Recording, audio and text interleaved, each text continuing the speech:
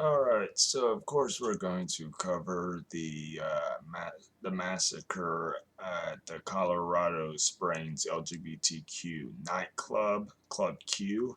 So we're going to get right into this. Make sure you like the video, all of that. And let's get right into it. This is from the PSL web, Party for Socialism and Liberation. The PSL offers our deepest condolences to the victims of the horrific Club Q massacre and stands in resolute solidarity with the LGBTQ community. The dangerous right-wing bigotry rising in U.S. politics and society is promoted by the ruling class elite and must be vigorously fought. Oppressed peoples are paying the price with their lives. The tragic massacre at Colorado Springs LGBTQ nightclub Club Q shows how the oppressed pay the price of right-wing demagoguery in U.S. politics. On the eve of Trans Day of Remembrance, 5 people were killed and 25 injured in a massacre targeting Club Q, an LGBTQ nightclub in Colorado Springs. And a lot of the right wing is claiming that in order to cover up their fear mongering about the LGBTQIA plus community, they have been painting the shooter as non-binary, even though there is no proof that the shooter was non-binary. But let's continue. This attack comes at a time when anti-LGBTQ bigotry is on the rise, pushed by right-wing politicians who are creating a climate of violent hostility across the country. Colorado Springs, dominated by the military-industrial complex and a base of right-wing Christian fundamentalism, is well known for being a center of this type of reactionary politics.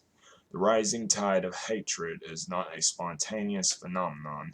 It originates from politicians and pundits who promoted bigotry for their own gain, understanding that violence and even mass murder may be the byproducts. So, what the Republican Party does, and they may get to this in a moment, but what the Republican Party does, they use culture issues because they cannot get their voters to actually support their economic issues because economically they're terrible. It's basically socialism for the rich and capitalism for the rest. So economically they're horrible. So they fearmonger. I mean, the mainstream media does this as well as the Democratic Party. They all fearmonger, not in the same way that the Republican Party does. They always have to find a victim, be it immigrants, the LGBTQIA plus community, black people, Muslims. They're always fearmongering in order to get in order to distract their conservative base. So let's continue. For many rising stars in the Republican Party, it has become a twisted sort of competition to see who can enact the most hardline, bigoted policies to distinguish themselves at the national level. Right-wing state governments have passed a wave of legislation designed to promote hatred against LGBTQ people. In 2 weeks, the Supreme Court will hear a case that could make it legal for businesses to discriminate against LGBTQ customers. All of those who stand against the terrorism and believe that LGBTQ people should not have to live in fear must stand together in solidarity and struggle against the dangerous bigotry festering in the U.S. society. So that's from the Party for Socialism and Liberation. Thought I would cover it and give my opinion. Of course, I'm against the bigotry of the right wing. I stand with the LGBTQIA plus, and what happened is absolutely horrifying. But it's not. Mass shootings just keep popping up everywhere. And it's a problem with the guns, yes. We need to regulate guns and sensible regulation. Uh, because I don't think you could actually. My position, I would prefer to ban guns throughout the entire country, but I don't think that would be reasonable in the United States. So, my position from a United States standpoint is to reasonably regulate guns. So, it's also a mental health crisis. There's a lot, all this fear mongering, this right wing propaganda telling you that you are a victim, victimizing a straight white Christian people.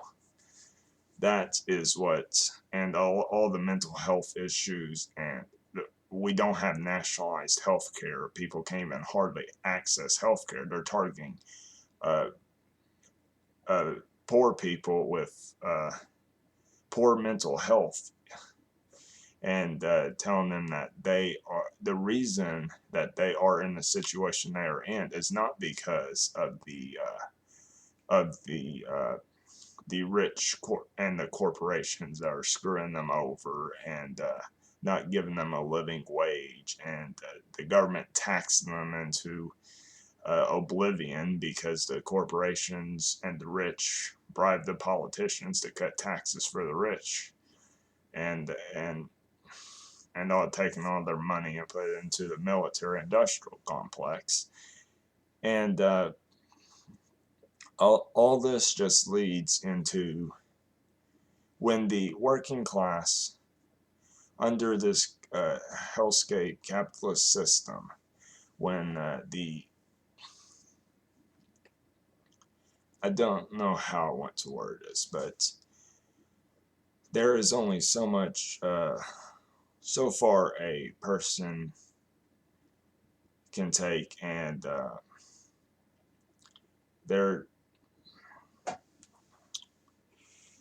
it slipped from my mind. I can't figure out a way I want to word this, but the hatred is disgusting, and anyone promotes this kind of violence, anyone that uses this kind of rhetoric just because of their outdated, bigoted beliefs, is absolutely just evil, and they act like the LGBT is going to burn in the boiling room of hell.